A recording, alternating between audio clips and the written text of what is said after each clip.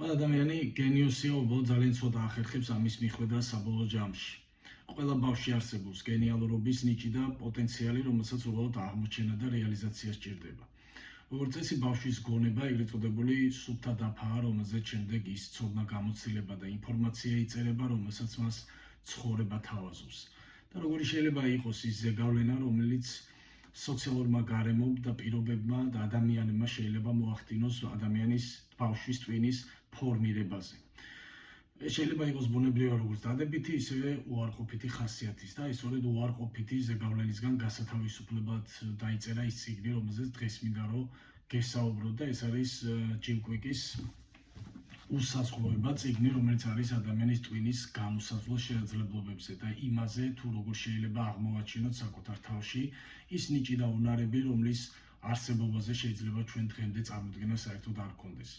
და ავტორი წიგნში გვიზიარებს იმ მეთოდებს, იმ საშუალებებს და ტექნიკებს, რომლის შესრულებითაც შესაძლებელია საკუთარი გონებრივი დიაპაზონის გაფართოება და გაზრდა.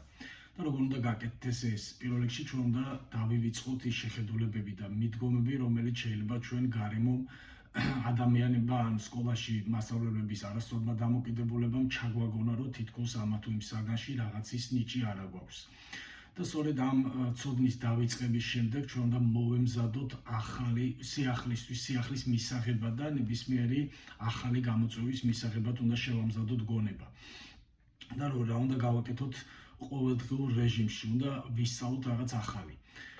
და ვისწავლოთ ისე ავტორის აზრით, რომ თითქოს ვაპირებდეთ ამ ცოდნის სხვაზე გადაცემას, ანუ ცოდნა, რომელიც რჩება გაუზიარებელი, უბრალოდ მკვდარი ცოდნაა და არაფერი სხვა.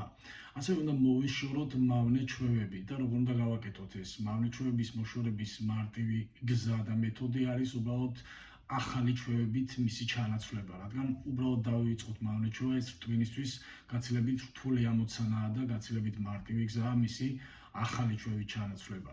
ასევე მნიშვნელოვანი არის ყოველდღიურ რუტინაში შევიტანოთ მცირე ცვლილებები, მცირე დეტალები, რომელიც საბოლოო ჯამში გაცილებით ძალიან დიდ შედეგს იძლევა და ეს არის მაგალითად ავტორი გვეუბნება, რომ აი თუ კბილებს იხეხავთ მარჯვენა ხელით, ეს გააკეთოთ მარცხენა ხელით, რადგან ეს ერთი შეხედვით უცნაური ოპერაცია ემსახურება იმას, რომ ამით ჩვენ ტვინს მოგზავნით ახალ სიგნალს და ინფორმაციას იმის შესახებ, რომ ჩვენ ვაპირებთ ახალი ჩვევის დასწავლას, რაც ტვინში ააქტიურებს იმ უბანს და სფეროს, რომელიც შეიძლება იქამდე იყოს მიძინებულ და პასიურ მდგომარეობაში. ამიტომ არის მნიშვნელოვანი ამ ცვლილების შეტანა, გვეუბნება ავტორი. ასევე მნიშვნელოვანი არის ფიზიკური აქტივობა, ბუნებრივია, სწორი ძილის რეჟიმი, სწორი კვების რეჟიმი და მას ჩამოთვლილი აქვს იმ პროდუქტების სია, რომელიც ჩვენი ენერგიით ასავსება და მოტივაციისთვის და ჩვენი ტონუსში მოსაყვანა ძალიან მნიშვნელოვანი და სასარგებლოა. და რაც ყველაზე მთავარია, რასაც ავტორი ხაზს უსვამს, ეს არის წიგნების კითხვის სარგებლიანობა ადამიანის ტვინისთვის. რადგან ტვინი არის კუნთი, რომელსაც თუ ინტენსიურ დაწოლას მივცემთ, ის აუცილებლად უფრო გაძლიერდება და რა სარგებლობა მოაქვს წიგნების კითხვა ზოგადად.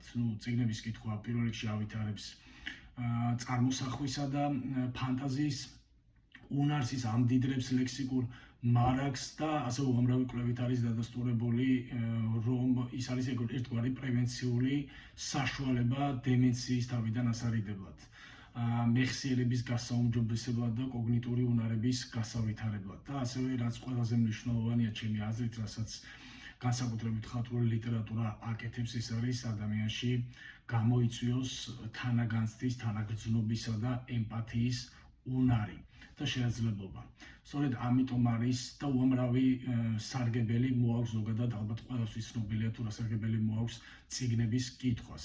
და მოკლედ თუ თქვენ ძალიან დეტალურად მიყვებით იმ ინსტრუქციას და იმ მეთოდებს და ტექნიკებს, რომელიც არის ჩამოთვლილი ამ წიგნში და ყოველდღიურ რუტინაში, პრაქტიკაში დანერგავთ, აუცილებლად მიაღწევთ ავტორისვე აზრით უსაზღვროებას და ეს მოგცემთ საშუალებას იმისა, რომ გადაწიოთ თქვენი გონებრივი დიაპაზონი კიდევ უფრო შორს და საკუთარ თავში აღმოაჩინოთ ის ნიჭი და უნარები, რომლის არსებობის შესახებაც შეიძლება თქვენ წარმოდგენა დღემდე საერთოდ არ გქონდეთ.